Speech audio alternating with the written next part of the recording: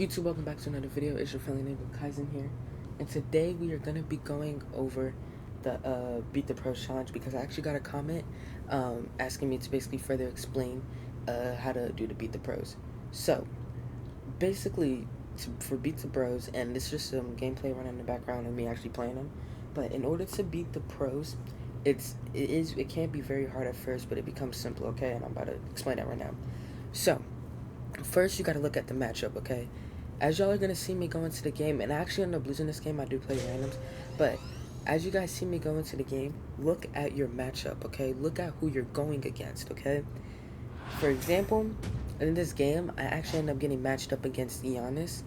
So, and I believe one of my teammates get matched up against Zion. Zion and Giannis aren't the world's greatest three-point shooters, so don't guard so heavy on the three. Sit down in the paint. You know what I'm saying? Because that way, if the guard does run to the paint, you can do your best to try to stop him, okay? But look at your matchup. So like I said, Giannis and Zion, they didn't have that well of three-pointers, so we're going to sit back and paint a little bit, you know what I'm saying?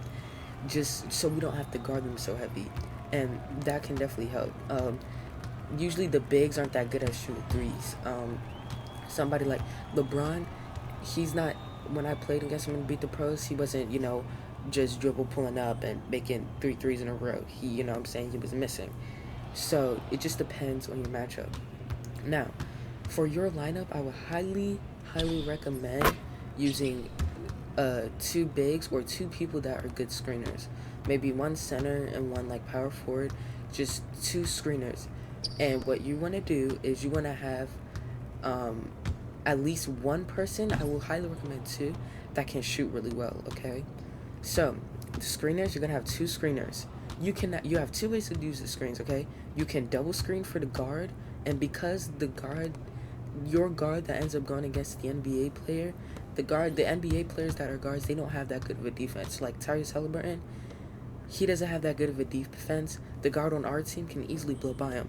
So I would highly recommend just doing like double screens, blowing by the guards every time, and getting and just taking it to the rim. That's probably what I would recommend, because they don't have good defense. So all you gotta do, you know what I'm saying, is just blow by him. And then if you just have like two screens, boom, like it's an easy blow by every time. So I will recommend using double screens. Now you can also set a lot of off-ball screens, and this is why I say I recommend having two shooters, because if you set off-ball screens, you can use those off-ball screens and get open threes. That's just another thing you can do. Make sure, you know what I'm saying, you have at least like one shooter, at least one. Two is definitely going to be better though. So like I said, you can set off-ball screens, have a shooter cut, maybe like a 3-and-D lockdown, have them cut on a 3 so they can take an open jump shot. Once you do get to 10 points, I explained this a little bit in the last video, the AIs will start to double you. So when they double you, that's why I say you should probably make sure you have shooters on your team, because whoever gets the first amount of points, first 10 points, they're going to end up getting doubled. And it's a good thing that they're getting doubled, because the floor is going to open up more and they could just kick it out. So when it comes to lineups, make sure you have somebody, you know what I'm saying, that can score. It can be a guard, for example. Set screens for them. I would highly recommend doing double screens. You could have like a 3-and-D lock and then a center, right? Set double screens for the guard. Y'all are going to see us doing it a little bit in this gameplay. Set double screens for the guard. Let that guard get to 10 points, and then once that guard starts getting doubled, then you start kicking it out to another shooter. You drive into the paint. When you see the double, when the defense collapse, you kick it out, and you know what I'm saying, you get an easy shot. If your guard is a playmaker, this will work perfectly. If they have like an 85, 82, 89 pass sack, it'll be perfect. You'll have dimer, and it'll, you know what I'm saying, you'll be able to get it done pretty easily. You only have to win 3 games, so it's not difficult, but it can be tedious.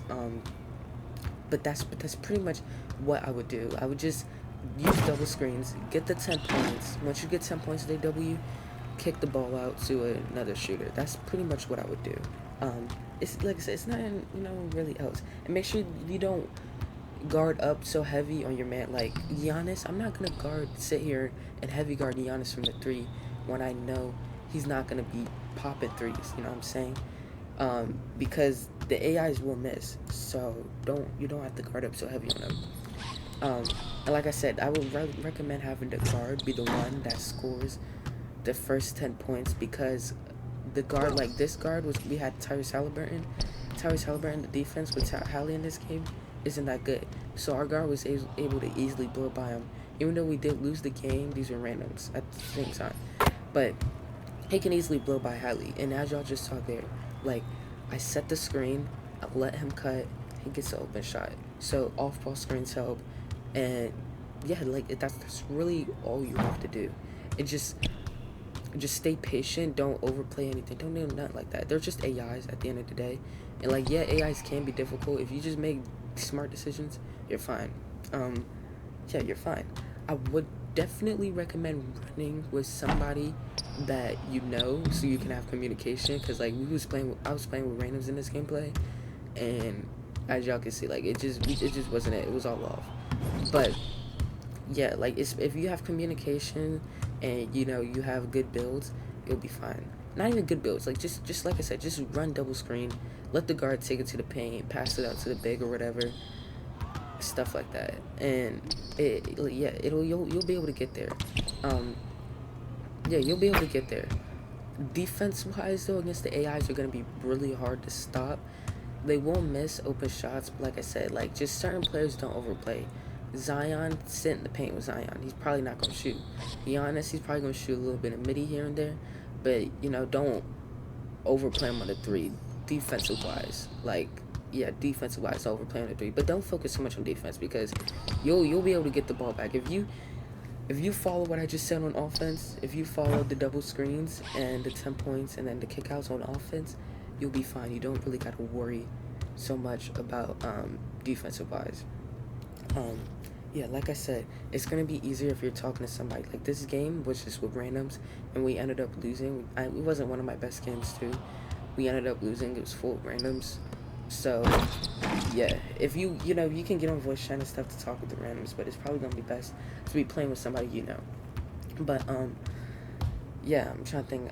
That's pretty much all I would do. Like I said, double screens, off-ball screens, and just get 10 points. When you start to get doubled, then you pass the ball out.